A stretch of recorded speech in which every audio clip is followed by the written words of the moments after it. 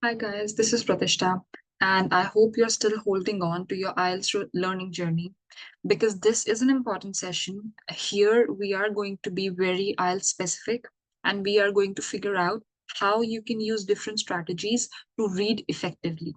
So, with this being said, I'm not going to take a lot of time. I'm just going to share my screen and let's get to business. So, what we will do today is we will develop reading skills. That is our first priority. We would analyze some short passages. We will practice reading comprehension and critical skills. So, what are the critical skills and critical thinkings, like critical thinking, I would say, methods that we need? So, in this lecture today, we are going to evaluate all of that. And I am sure that this would really help you out figure what is required and what is not required. So, first of all, what is the importance of reading skills? Why do we need reading, right? Why do we need to read stuff, right? Reading is one of the most important part of getting an information. So that is why reading is super important in our day-to-day lives as well. We read a lot of stuff. We read newspapers, we read magazines, we read books, articles, so on and so forth. So reading definitely is a huge, I would say, factor of communication. It builds vocabulary and knowledge. It improves your critical thinking, gives you that analytical edge, and it is essential for your academics too, right? If you cannot read well, you cannot probably learn well as well, right? So, with that being said, there are some effective strategies that we use in reading, especially in your IELTS reading. So, what are those effective strategies? The first one is skimming. What is skimming? Skimming is the first look that you give to a reading passage, right? Skimming is just quickly go through what is there in the passage. You don't have to read really patiently. You don't have to read by giving it a lot of time. It's just reading in general, just giving it a quick look, I would say. Then you have scanning. Scanning is when you are again giving a quick look, but you are looking for some specific information or keyword in the text. So skimming is the first step. Scanning is more particular, it's the second step, right? Then you have close reading. For example, if you found the keyword that you were looking for, what you'll do is that paragraph, that particular paragraph, you will read really closely. That is close reading. And then you have context clues. You will use surrounding text to infer the meaning of unfamiliar words. Infer is to guess. In the previous video, I really taught you the meaning of context clues. I explained you what are context clues in details. So in case if you haven't had a chance to take a look at it, I would really suggest you go ahead, go back to the previous lesson, take a look at it, because that is one of the biggest things that you can, practice in your reading comprehensions. So then we have the first part and we will go into detail. What is it? It is skimming, the art of quick reading. So if you look at it, the definition of quick skimming is a reading technique where you quickly glance through text to get the general idea of the content. What is the text about? So two ways you can get the idea about the text: from the title and through skimming. When to use it? Before answering questions, skim the passage to get an overall understanding. How to skim? Focus on headings, subheadings, and the first sentence of each paragraph. That is the only thing you need to do. Headings, subheadings, and first sentence. Look for keywords or phrases that are repeated throughout the text. You need to ignore details. What you need to ignore, you don't have to do it, right? Don't do it. Details, don't focus on details, don't focus on examples, and don't focus on the data. If there is any sort of data given to you there, you don't have to look at it. Just ignore it for a while because you're just skimming through it. For example, if the passage is about environmental conservation, right? Quickly identify that the main topics include pollution, recycling, and renewable energy. So, for example, if you have a whole paragraph, you can divide it into parts and you can just say that this passage is essentially talking about pollution, recycling, and renewable energy. You're not going into details that what about pollution it is talking, what examples has the author given. So, you'll not focus on that. Then you have scanning. It involves looking for specific information when you want to look for specific. Now, for example, inside this environmental passage, we have recycling, right? And for example, your question is, what are the three different kinds of recycling? Just an example, right? So you would go to that recycling part of the text and you will search for the information there. What was the, so you will find where the keyword kinds or types is written, and then you will go and search and find your answer there. That is scanning. Use this technique when you need to find particular facts or answer to specific questions. How to scan? Know what information you're looking for. For example, you could be looking for a date, a name, or a number. Move your eyes quickly over the text without reading every word. So just scan, like, we have those scanner. It does the thing really quickly. Stop when you find the relevant information and read that part carefully. So once you find that information, just stop and just double check if that answer is correct or not. So if a question asks for a year of study, for the year a study was conducted, quickly scan the text for any numbers or dates. So for example, it's very easy. For example, they are asking you what is the year that someone was born, right? So you don't have to read everything. Just focus on finding some dates and you will be able to figure it out, right? Or months or year. You'll be able to figure it out. Close reading is when you want to understand the details. Close reading involves carefully reading a text to understand its deeper meaning and details. You need to use this strategy when answering inference question, when you need to guess. She took an umbrella outside, so you need to infer how was the weather. So you would infer it with small details that has been and small hints that has been said all over the text. Now, how would you read closely? You need to focus on the meaning of each sentence and how it relates to the overall paragraph.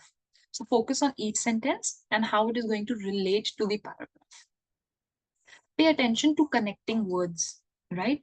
However, therefore, etc. Because therefore means it is giving a result. However means it is like contrasting a certain idea. Consider the author's purpose. Why is he writing the text?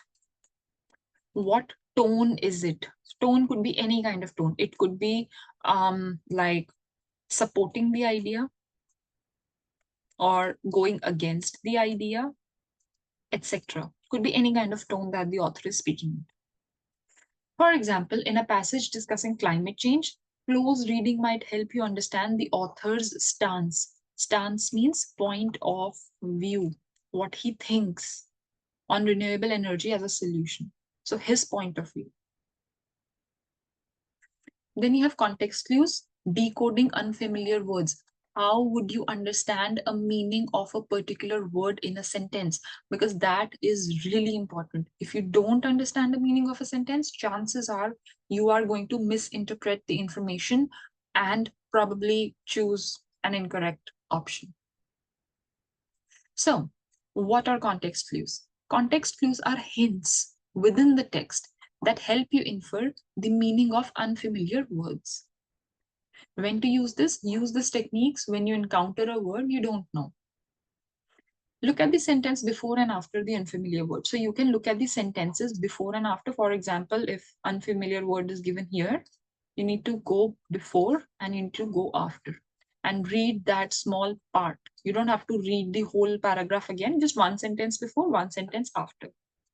Use your understanding of the overall passage to make an educated guess. So context clue is nothing but just a guess. You don't know it 100%, but you are just making a guess that this could be the answer. And why decoding context clue is important?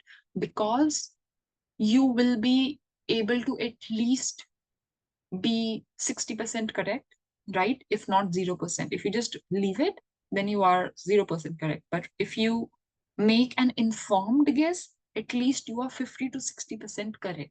And 50 to 60% is like a lot.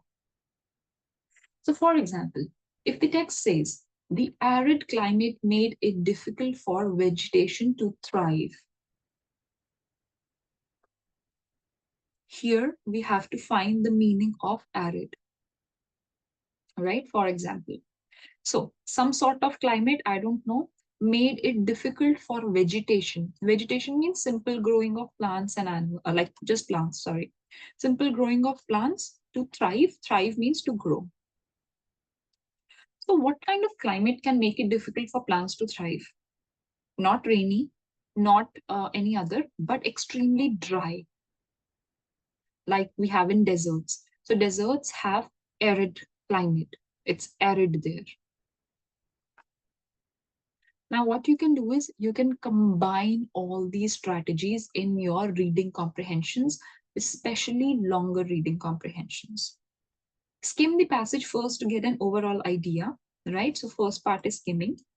Scan for specific details. So, you need to scan for details to answer direct questions. Direct questions are straightforward questions.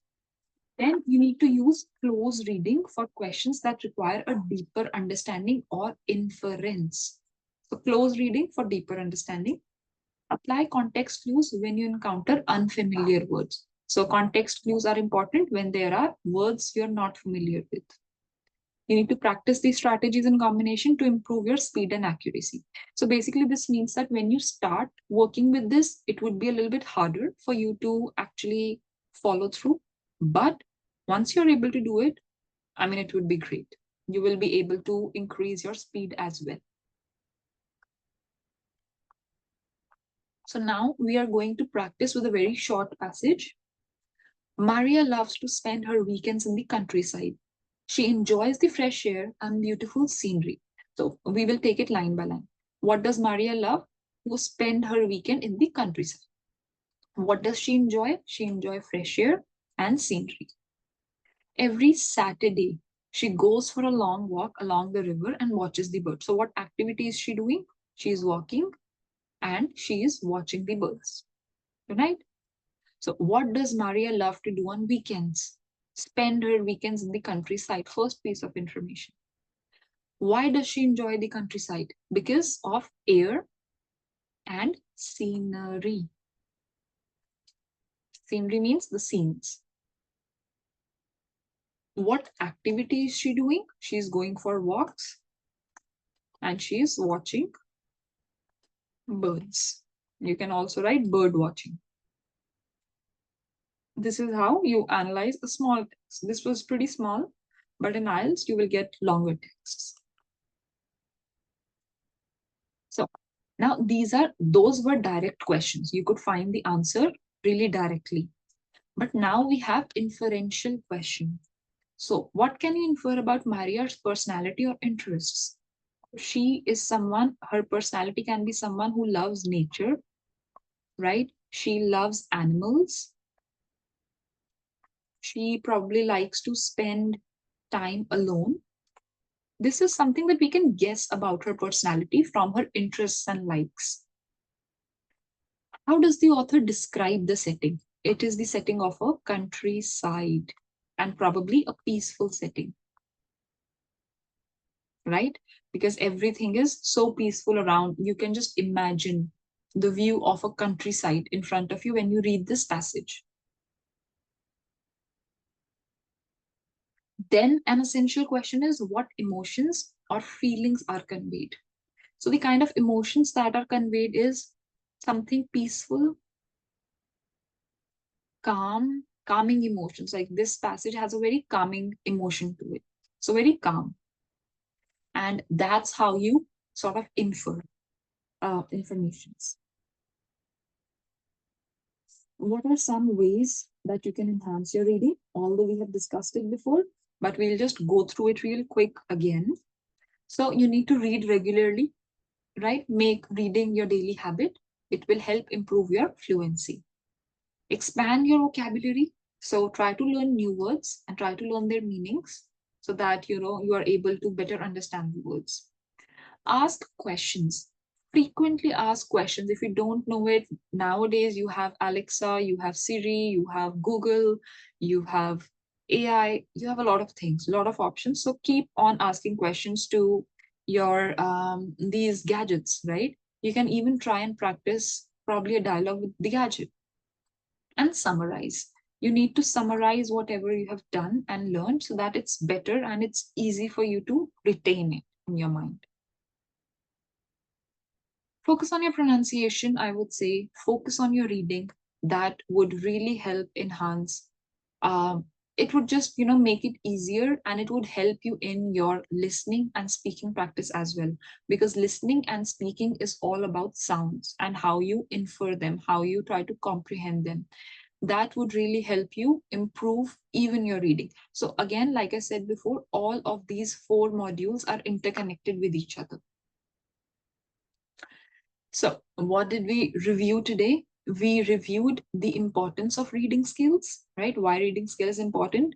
We also strategized our four different reading skills, which we learned today, which was our scanning,